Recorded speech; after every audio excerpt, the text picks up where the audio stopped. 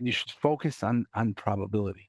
It's very, very Yeah. important to focus on probability because until the nation state gets you or whatever, it might never leak. It might never even impact you from a business perspective, unless you're Boeing or Lockheed Martin or something. So for most companies, they shouldn't even focus on that. They should focus on phishing, and they should read the Verizon breach report and focus on that stuff because that's how companies get breached. Most companies, most of the time. Welcome to the Head of the Breach podcast, where we talk everything offensive security. I'm here with Nir Rothenberg. Nir is a CISO at Rapyd, managing security and IT for the soaring fintech company on a mission to ensure that the future of financial services will be democratized and secure. But prior to Rapyd, Nir has a very interesting background in protecting the NSO Group, mostly known for Pegasus, but there's a whole lot more behind that. And today we're going to chat everything cybersecurity with Nir. Nir, welcome to the podcast. It's great to be here. Thank you. Tell me everything you know about Pegasus. Okay, so Pegasus today is it's like shelfware for everybody. Everybody right now listening to this podcast, open your phone, hit 445 on the keypad. And actually, I'll give you my Doing it bank now. account. Send me $50 and I'll remove Pegasus for you. And my name is Elon Musk, by the way. No, but I'm not scamming. So yeah, we'll talk everything about Pegasus. Pegasus is a very cool piece of technology that does a lot of good. Ultimately, it's used exclusively by governments to stop terrorism and criminals. And it was an honor working at NSO for 3 years. It was a hell of a ride, and I worked with some of the smartest people I ever met, and yeah, they built great technology that did a lot of good. Like NSO is a company that you have like heads of intelligence from Western countries come over and thank you for saving lives in their country and stopping. And I'm talking European countries. I'm talking, America's countries. Like I can't name clients and thanking you for saving their country. Again, but they're intelligence people, so they might just be actors. But if they're not actors, so it was really, and it didn't seem like they were. So that was pretty cool, and yeah, I was happy to work there.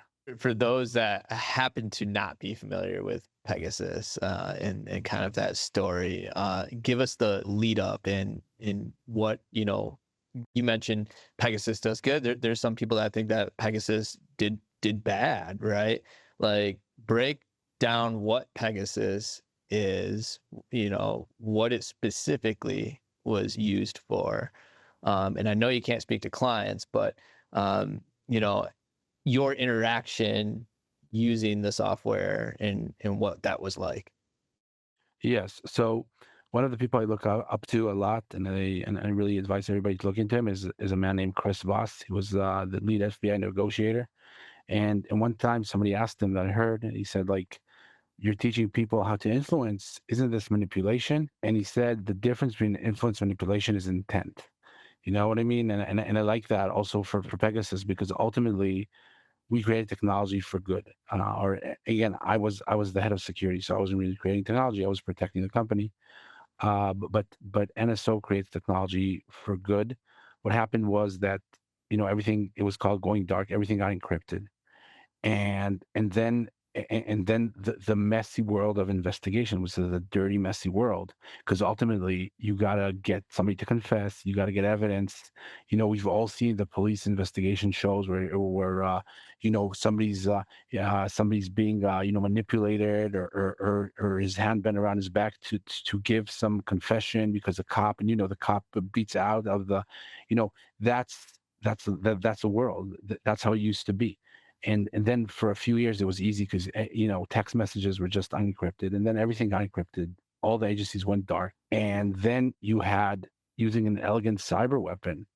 If you're a government agency trying to stop a criminal or terrorist, you had two choices: either to get a tool like Pegasus that can hack a phone without intervention of the user or with very minimal intervention, or kick their ass until they talk. Yeah. That was your two choices. Now, what's more humane?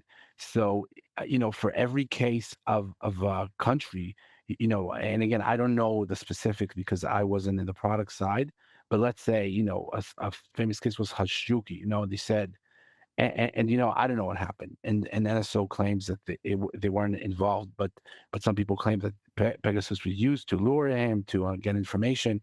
What do you think the Saudis would have done? If it's true, again, I don't know. And I don't want the Saudis coming after me or whatever. What do you think they would have done? They'd be like, oh, we don't have Pegasus. So yeah, let's just go have pizza. Let's all have pizza, right?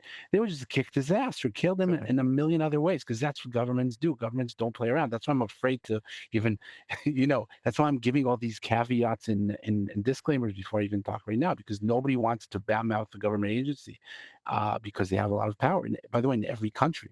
That's why you don't walk around New York City and come and spit in a policeman's face. They'll kick your ass. You know what I mean? Yeah. So if you look, so if we agree that intelligence is a messy game, and then you think, what's the best alternative? If you were going to do an investigation, you're going about to do it, what's the best alternative? Then you come to the realization that doing it elegantly, technically, is the best way to do it. And does it come with a price? It does. But a tool like Pegasus is so expensive to develop because you need the smartest people working on it nonstop. And again, think about what they're hacking. They're hacking iPhones and Androids. These are the best companies in the world, Apple and Google. You know what I mean? They got the best quality. When's the last time you saw like a good 10 for 10 bug bounty report on Chrome?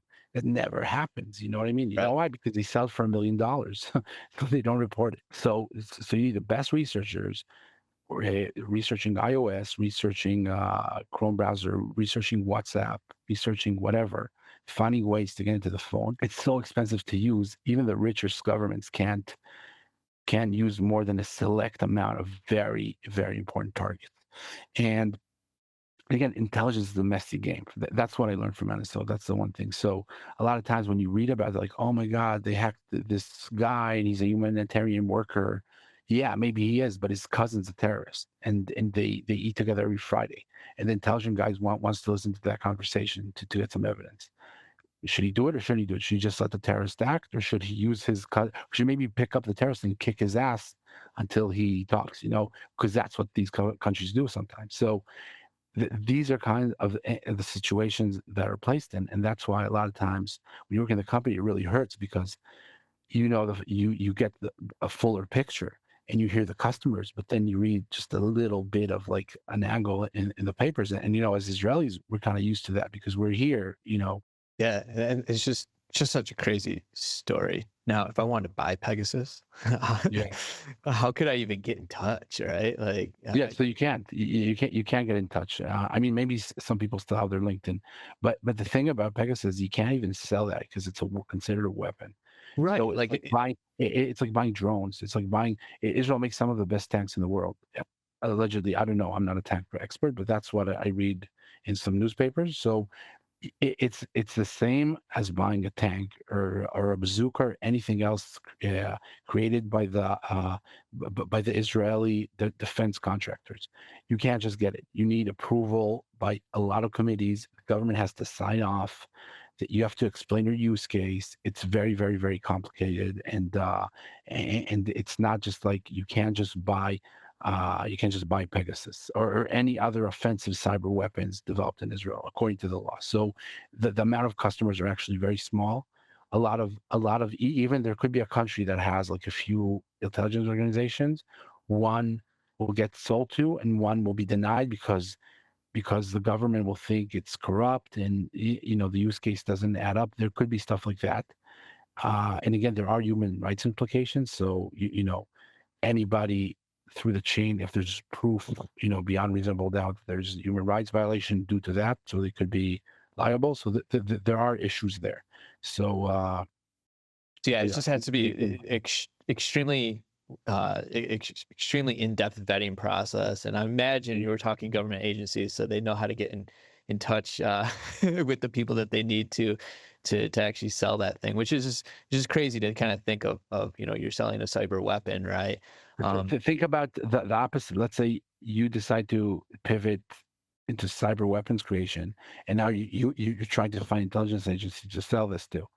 How do you get how do you get leads? You know what Yeah, I you mean? got market, you got to market What, it, right? yeah, what are you putting in your Google ad search? You know what I mean? Right. That's why I just kind of step back and laugh at the whole process, right? It's like, hey, I want that cyber weapon. I actually work for the government, like, how do I get in touch, right? Because I worked in NSO, I got people coming to me like, "Listen, man, I'm sure," but a lot of them are crazy, but some of them are, I can't prove they're crazy, but some of them are like, "Oh my god, why did I agree to talk to you?" But I had people like that sound serious, and they're like, "Listen, 100%, the government's like onto me," and I tell them, "Listen, you know how expensive it is to hack you? Why are you so Yeah. special? Who are you? Are you El Chapo? Like, what are you Yeah. doing that's so great? And if you're so great, why are you talking to me?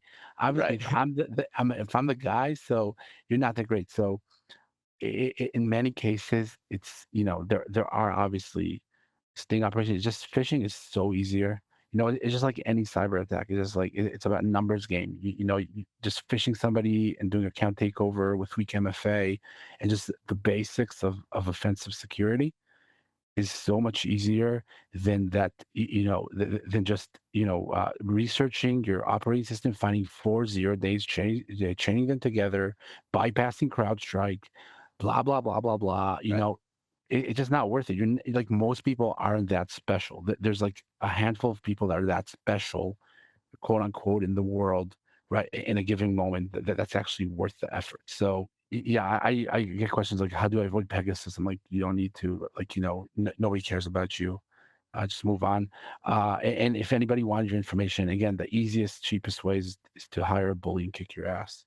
And like, who Yeah. won't? I'm not like, here's my phone. This is a password. This is a moneymaker. Please, By the way, who's ever listening, pointing in my ugly face. So don't know what I'm talking about. Like, what did Pegasus do though? Like, we all know it was a spyware, Yeah, root but your like, device, jailbreak, and leak information. It really depends on just like any, if we're talking offensive security, right? Any offensive security exploitation, if it's from the bug bounty or a pen test or anything, it's like, how do you get in? It's like, well, it depends, right? Depends what's presented to me. Like, so it really depends what's up with the operating system, what company. A lot of times people are shocked to know that it's easier to hack an iPhone for the pros, meaning for me and you, or like for especially for me, but it's very hard because it has very good security. But if you invest enough money and you find and chain together 0 days an iPhone, you hack every single iPhone in the world. So it's like it's a good investment. But in Android, you can hack like a Samsung, and then you'll have some Chinese Android phone that with the like obscure operating system, like a Doji, or you can't even pronounce it, and it just doesn't work. You know what I mean? So the goal is to get full remote control of the device and slowly exfiltrate the information. But by the way, our adversary is a is a organization called Citizen Lab. Like that when we were in NSO, they were very targeting NSO. They by the way, they cost lives in my opinion. I think they burnt intelligence operations for human trafficking and anti-terrorism but they were very good at understanding the hooks related to Pegasus, and they were able to uncover a few operations like that because they understood how the device functions. So if anybody wants like to really technically drill it down, you can read what they write. Not everything is true, but they had the most time. So you can Google Citizen Lab and read some of the reports. Again, it's very biased towards just looking at the very small perspective, like, hey, bad thing without any context, like but they are some strong technical people there, or they were yeah. back in my day. By the way, I left 5 years ago, so they might have shut down the whole thing. I don't know. Well, I mean, we're talking cyber weapons, right? It's really, a different type of weapon, but weapon is in the Yeah, word, right? So, you can do whatever you want. You can do good with weapons, or you can do bad with weapons. yeah. Um, Or with email, you can use your Gmail to scam and fish, or you can just get emails from your grandmother wishing yeah, her a happy birthday. You can do most cyber attacks begin with an email from an email provider. Does that mean email is evil? No. So obviously it's up to the customers and their strong vetting. It's not perfect. There might have been misuse, just like any product, but ultimately it's something that's, again, with all the scrutiny, it's something that I assume there's smaller players who have less scrutiny, and and have more misuse, but we don't know about them because they're small. And a lot of times, I also think that when you see a small player like a competitor of NSO, and let's say a Citizen Lab will find that, they'll attribute it to NSO because that's the that's the evil they know. So they'll go, that's Pegasus. Maybe it's What did they get wrong? What did they get wrong? Because I mean, everyone, everyone here is not going to have the insight that you had, and everyone's going to have opinion, and everyone read something on internet, and yeah. they have an idea. But in your opinion, what did they get wrong? The number one thing is their lack of context. You know what I mean? So again, they saw bad things. So me as a defender, if I see a malware on my network, I might run a PowerShell. Okay, so I'm running a PowerShell on somebody else's computer. So I'm a bad guy, but no way I'm trying to defend. So if they see, just like I mentioned before, they see some humanitarian worker, the Pegasus, they're like, hey, look, the humanitarian worker is being spied on, this is bad. But again, what's the context? Why is this happening? Maybe it's legitimate. Maybe if you look at the bigger intelligence picture, this is an intelligence operation where this is the path of least evil in a very gray and dirty thing, which is intelligence operations. It's not a clean, again, investigating people. It's going through their dirty laundry, going through their trash.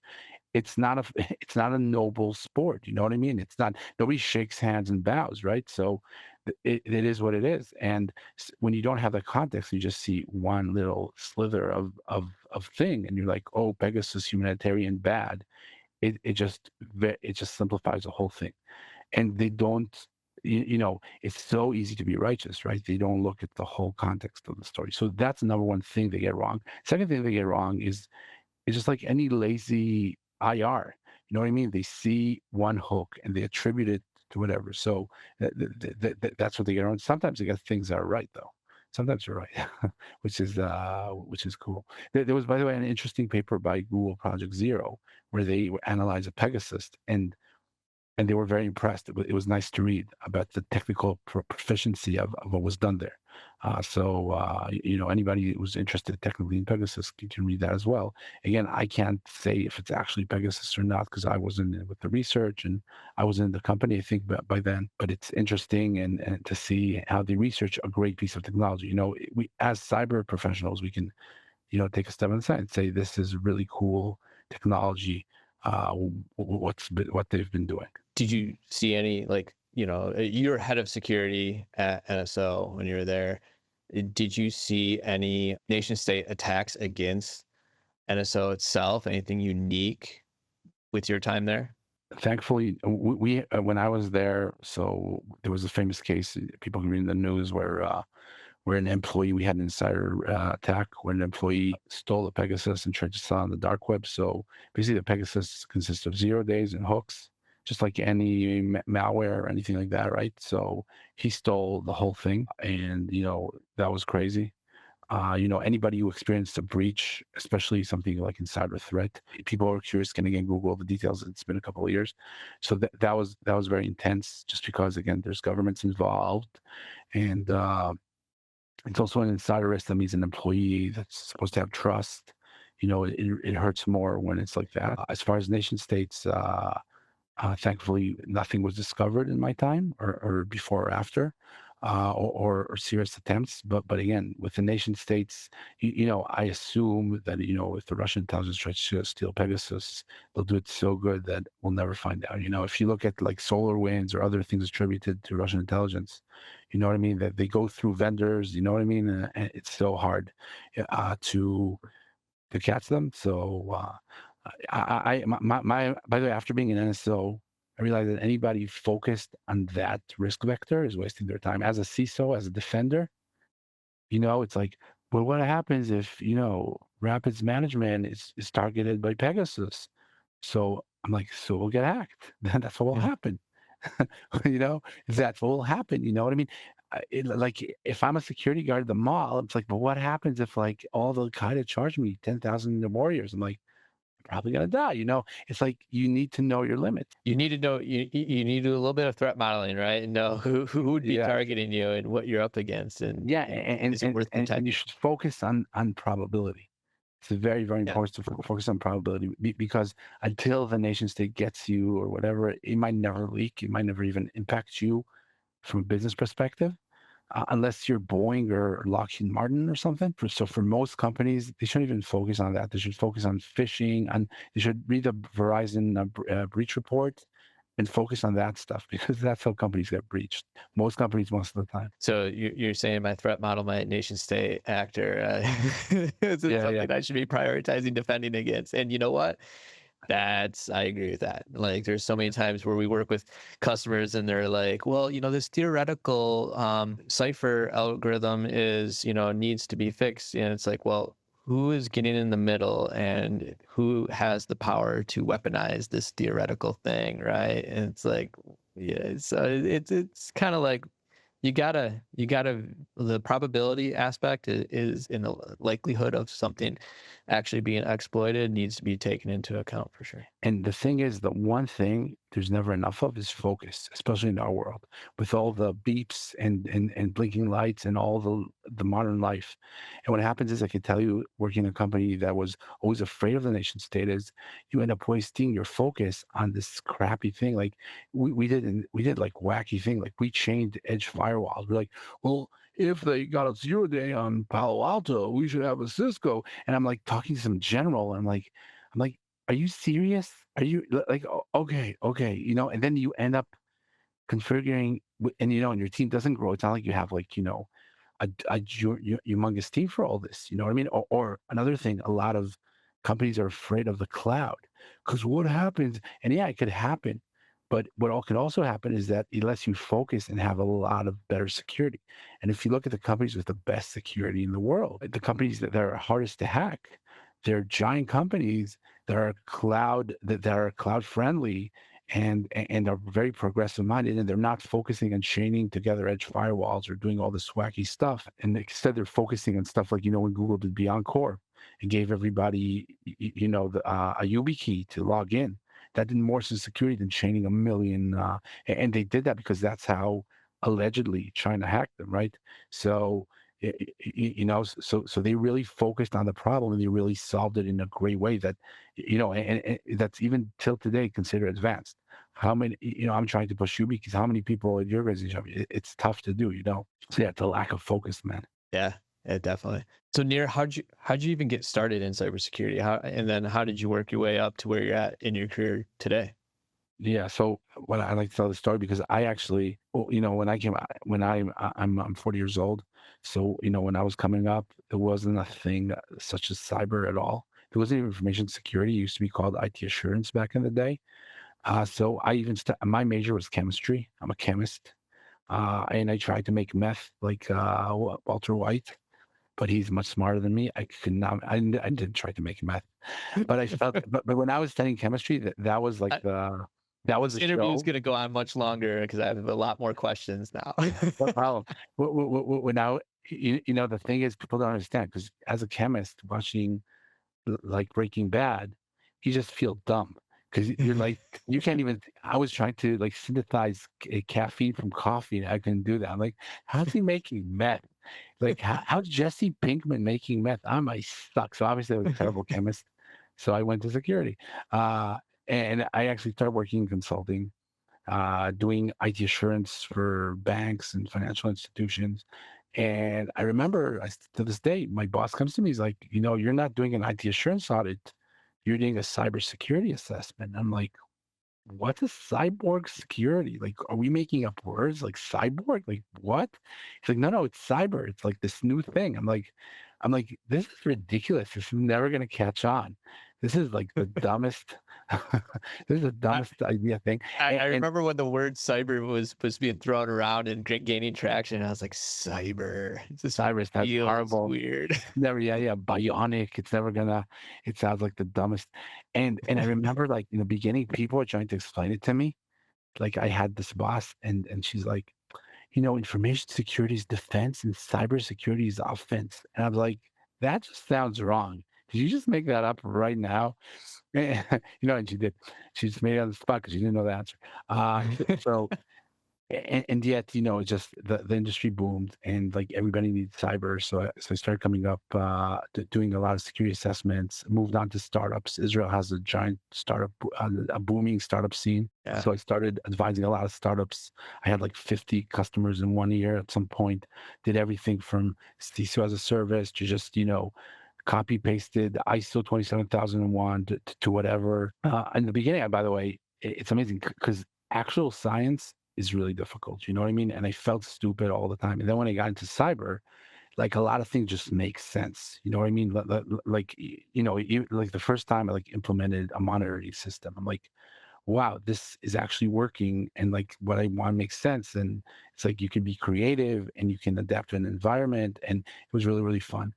And one of my customers was another offensive cyber company here in Israel, and I was, by the way, they got hit by a ransomware a few years ago, and one of the IR guys send me my screenshot from Active Directory. I was like, I was like disabled, thank God, but yeah, so that was funny. That was nostalgia.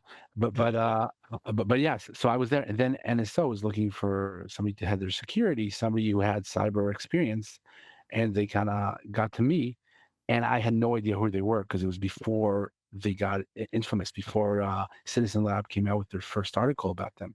So I'm like, NSO, National Security Organization, like, you know what I mean? I had no idea where they are, and they have like Facebook-esque offices, one of these like, tech offices. So I walk in like, what the hell is this place? Like, what do you, and they wouldn't tell me what they do.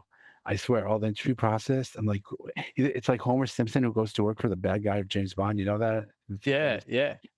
Yeah. So, so I was like, that was the kind of like, I was like, I remember interviewing for one of the management team, like one of the executive team members, and she's like, You're a consultant. It will never work." Like, what do you guys do? Why won't it work? Just tell me what you do already. And then some other guy interviews me. I'm like, and he looks weird. I'm like, who are you? Where are you from? He's like, oh, I used to work in the Mossad. I'm like, so that's how you guys look. You know what I mean? So it was like Yeah. that. Like, I like, and then I got the sweet contract, and then I joined the company, and I know she said it wouldn't fit. And I joined. I still didn't. I was, because that's just my attitude. I told you a story, off camera about it. So I'm like, oh, this looks like a good company. They have nice offices. It's probably cool. And then I joined. I'm like, what is it you do again? Is this legal? I love how you just dive right in and be like, Yeah, like, well, I could go figure it wrong. I out. could always quit. Israel's still a free country. Yeah. I could quit. Like, cyber's hot. Like, this looks like a good company. I like my boss. He was a chill guy. Even the executive team member interviewed me, was tough, but super smart. I'm like, this could be cool. It was really, really cool. It was really cool. Then I moved to Rapid after 3 years, also due to, just a lot of overwhelming stuff, like, Pegasus being, I just need a change. After we closed all that up, and it had a happy ending. The damage was very minimal, but I wanted to go to a normal company. I ended up going to Rapid, which is the soaring fintech company. I was like the 50th employee. Today, I manage like 50 employees. We're like 1,000 people globally. We bought 4 companies. Suddenly I'm like, taking a private jet to Iceland to buy a company, and I'm like, okay, this is no. So, but more normal. But again, not normal, but different kind of crazy. More of a traditional Yeah, company, more not more the one that traditional crazy. hires you More with traditional crazy. Not like the secret. spy movie crazy. Yeah. Yeah. So yeah. So ultimately, pretty standard cyber career, pretty boring. And today I got senile, but today in Rapid, so I manage. I'm basically the CIO. I built everything from ground up: security, IT, and information systems. So I got a good team underneath me with directors, with strong guys, and yeah, and I still have a warm place in my heart for offensive security, for the constant validation, the kind, it's like going to the gym. It's like it's not, what it is, like martial arts. Like I remember the first time I love jujitsu, Brazilian jiu-jitsu, and the Well, first time I rolled, and I was already a black belt in karate, and some guy kicked my ass, and he broke my hand. He didn't tap. I had just like sprained hand for 3 months, and I'm like, Master, teach me your ways. Like, I'm training for 3 months. I'm like, okay, I don't know what the hell I was doing until now, but like, this is legit. So the difference between thinking you're cool because you do a good kata and getting your ass kicked in the gym in full contact, really being dominated to the point that you just don't know what to do, and you just beg for him for mercy, which a tap is in jujitsu. It's Yeah. that kind of thing is very close to offensive security and cybersecurity. You know what I mean? And how many companies think they have good security and they just didn't even configure their WAF. You know what I mean? There's nothing there. That you just scan them all you want all day long, and you find something. It's so easy, and we read about it all the time. So I have that appreciation also due to NSO, but also due to the fact that I came from science, so that's like scientifically proven. Yeah. So anybody listening, if you don't do offensive security, if you don't test your controls constantly, then you're lying to yourself, and you might like that, but that's what you're doing. Yeah. Truth. And then they call it, sometimes like that sparring partner, right? Like Yeah. that's how you get better. But the majority of the time we're identifying things that are not even on the radar for these companies, right? And it's like, here's my list of things I'm gonna go work on and fix. And it's like, we come in, we do some testing. From an offensive perspective, it's like, whoa, whoa, whoa. Like, look at you got criticals, you got highs, and these weren't even on your radar to work on. And it's like, why would you not, get ahead of the fact that these are breach worthy vulnerabilities, right? And why not do it, not just once a year, but continuously. And, Yeah. and now I'm just preaching to the choir, but at the same time, there's still companies out there that say, I'll go through my pen test once a year and Yeah, call it good. yeah. I don't like anything continuous. Like one of the big things that came up as I built security in Rapid was bug bounties, right? Which is, a form of continuous testing, and it's so cool because it's not only continuous, it's also very pluralistic, meaning, we're all Israeli in the security team, or not anymore. We got people in the UK and in Iceland, but we're mainly Israeli, and we have the kind of group think. We have the way we look at cyber, and then you got somebody from Bangladesh or Malaysia or India or Turkey or whatever, and they like try something. We're like some wacky thing, but it suddenly works. And they suddenly get a race condition, or they suddenly break her app, and we're in payments, right? We're in pay. We can't. We have it's PCI, it's people's money, so we gotta make sure it's super hardened. And you know what I found? I also found the constant friction is what makes friction is what you need to go faster. So again, too much friction, you can't move, but you just got to get it right. And with continuous testing, and it could be bug bounty, it could be a tool, it should be both, honestly. But with continuous testing, you get continuous friction, and then the organization feels you, and you're not some CISO who goes to the board once a year, and you're just some nuisance. You're a technical kind of colleague that helps improve quality constantly. And then the R&D team appreciates you because they know that when you come, it's legit and it's constant. It's not like once a year in the pen test. Yep. Hey, Nir, this has been awesome conversation. If anyone wants to follow you, get in touch, follow your work, how can they do so? You can't. I'm off the grid. Good. No, I'm on LinkedIn. So yeah, anybody feel free to add me on LinkedIn. I approve anybody. You can pitch slap me afterwards, and then I'll just ignore you. But I believe in like the LinkedIn community. So you can interact with LinkedIn easily, and just don't ask me to check your phone for Pegasus, because again, that just means you're crazy. Do you get that a lot? Not anymore, but I used to get back in that. I used to get it from really like people who are supposed to know better. Really, people. And also the opposite. I got like businessmen like, listen, man, I got my competitor, and we can make like tons of money, brother. Like that. I'm like, aren't you like a 4-star general? Like, what's going on here? I get like stories like that. Like, I got crazy, maybe for the next, I got crazy stories. I've been to like Eastern European countries with mobsters. It's insane just because they knew I'm ex-NSO. It's like, I've had some interesting encounters. So, it's cool. It was cool to work there. We're gonna have to save some of those stories for the next time. Yeah. But Nir, thanks for coming on. Appreciate it. Okay, my pleasure. Thank you for having me.